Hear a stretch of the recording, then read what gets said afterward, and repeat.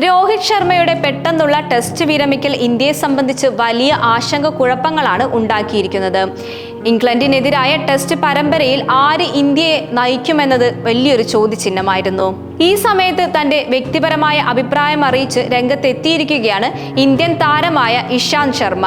5 മത്സരങ്ങൾ അടങ്ങിയ ടെസ്റ്റ് പരമ്പരയിൽ ജസ്പ്രീത് ബുംറ തന്നെ ഇന്ത്യയെ നയിക്കണമെന്ന് അദ്ദേഹം അഭിപ്രായപ്പെട്ടു.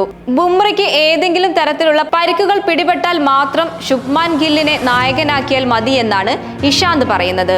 ജൂൺ 20 മുതൽ ഓഗസ്റ്റ് 4 വരെയാണ് ഇന്ത്യയുടെ ഇംഗ്ലണ്ടിനെതിരായ ടെസ്റ്റ് പരമ്പര അരങ്ങേറുന്നത്. ഈ അവസരത്തിൽ ഇന്ത്യയുടെ സാഹചര്യങ്ങളെ പറ്റിയാണ് ഇഷാന്ത് വിശകലനം ചെയ്യുന്നത്.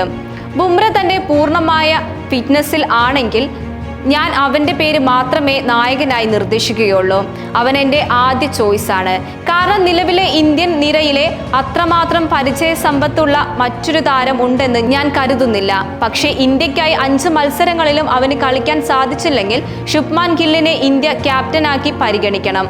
ഇഷാന്ത് ഇങ്ങനെയാണ് പറഞ്ഞത്. മുൻപ് ഇന്ത്യൻ ടീമിനെ ടെസ്റ്റ് മത്സരങ്ങളിൽ നയിച്ച പരമ്പരയുള്ള താരം തന്നെയാണ് ജസ്പ്രീത് ബുംറ. 2022 ഇംഗ്ലണ്ടിനെതിരെ നടന്ന 5ാം ടെസ്റ്റ് മത്സരത്തിൽ ഇന്ത്യയെ നയിക്കാൻ ബുംറയ്ക്ക് സാധിച്ചിരുന്നു. ശേഷം 2024-25 ബോൾഡർ ഗവാസ്കർ ട്രോഫി ടൂർണമെന്റിൽ ആദ്യ ടെസ്റ്റിലും അവസാന ടെസ്റ്റിലും ഇന്ത്യൻ ടീമിനെ നയിച്ചത് ബുംറയായിരുന്നു. എന്നിരുന്നാലും ബുംറയുടെ ഫിറ്റ്നസിനെ സംബന്ധിച്ചുള്ള ആശങ്കകൾ നിലനിൽക്കുന്നുമുണ്ട്. കഴിഞ്ഞ 2 വർഷത്തിനിടയിൽ ഒരുപാട് സർജറികളിലൂടെ കടന്നുപോയ താരമാണ് ബുംറ. പരിക്ക് മൂലം തന്റെ കരിയറിന്റെ നല്ലൊരു ഭാഗവും ബുംറയ്ക്ക് ഇതിനോടകം നഷ്ടപ്പെട്ടിട്ടുണ്ട്. രോഹിത്തിനൊപ്പം കോഹ്ലിയുടെ വിരമിക്കലും ഇന്ത്യൻ ടീമിനെ സംബന്ധിച്ച് ഞെട്ടിക്കുന്ന ഒരു കാര്യം തന്നെയാണ്. ഇതിനെ പറ്റിയും ഇഷാന്ത് സംസാരിക്കുന്നുണ്ട്. വിരാട് പൂർണ്ണമായ പക്വത കൈവരിച്ച താരമാണ്. എന്താണ് അവൻ ചെയ്യുന്നത് എന്ന പൂർണ്ണ ബോധ്യം അവനുണ്ട്. അവന്റെ വിരമിക്കൽ പ്രഖ്യാപിച്ചതിന് ശേഷം ഞാൻ അവനുമായി സംസാരിച്ചിട്ടില്ല. എന്നിരുന്നാലും ഇത്രയും വർഷം അവൻ ഇന്ത്യൻ ടീമിനായി കളിച്ച താരമാണ്.